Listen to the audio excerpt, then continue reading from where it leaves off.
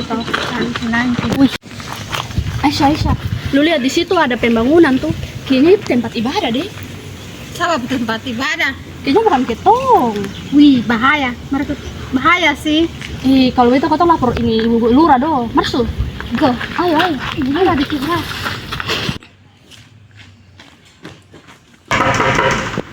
Astaga. Ya, kami ingin bertemu ibu lurah. Bolehkah? Baiklah, silahkan masuk. Mohon maaf Bu, tadi kami lihat ada pembangunan di sebelah sana untuk rumah ibadah lain. Kami merasa terganggu, jadi tolong bubarkan pembangunan tersebut. Tidak bisa, mereka punya izin lengkap. Nah, justru itu Ibu. Semakin lengkap, semakin mencurigakan. Lalu kalau semuanya sesuai aturan, kenapa harus dibubarkan? Justru itu yang lebih mencurigakan. Ibu, ini nih sangat gawat. Kita harus berhentikan hal ini. Tidak boleh dilanjutkan. Tunggu. Jadi sekarang kita cari solusi bagaimana supaya pemberhentian proyek itu bisa segera terlaksanakan. Kalau gitu kita pakai alasan aja kalau mereka belum memenuhi semua izin. Kita pura-pura nggak tahu aja biar kita juga kelihatan netral. Oke. Betul banget, itu saran yang paling masuk akal. Kita harus buat Biar kita aman juga kan. Kalau kayak gini kan nanti bahaya juga buat kita, posisi kita terancam juga. Oke, jadi sepakat. Halo semuanya, perkenalkan nama saya Maria Oktaviani Berek dengan NIM 2507020089 semester 1 kelas B. Dalam video ini, saya akan membahas fenomena intoleransi agama di Indonesia dan bagaimana hal ini dapat dijelaskan melalui dua teori psikologi sosial, yaitu Social Identity Theory dan Realistic Conflict Theory. Indonesia dikenal sebagai bangsa yang majemuk dengan ratusan suku, bahasa, dan 6 agama resmi. Semboyan kita yaitu Bhinneka Tunggal Ika berarti berbeda-beda tetapi tetap satu. Namun, belakangan ini nilai itu mulai pudar. Kita sering mendengar penolakan rumah ibadah, pembubaran kegiatan keagamaan, atau ujaran kebencian terhadap kelompok minoritas.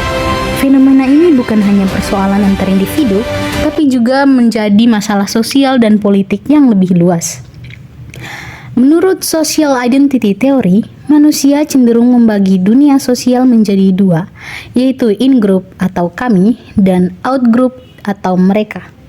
Di Indonesia sendiri, hal ini tampak pada perbedaan antar kelompok mayoritas dan minoritas.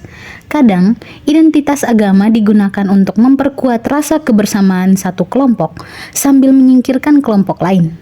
Sementara itu, Realistic Conflict Theory menjelaskan bahwa konflik sering muncul karena persaingan atas sumber daya seperti kekuasaan dan pengaruh.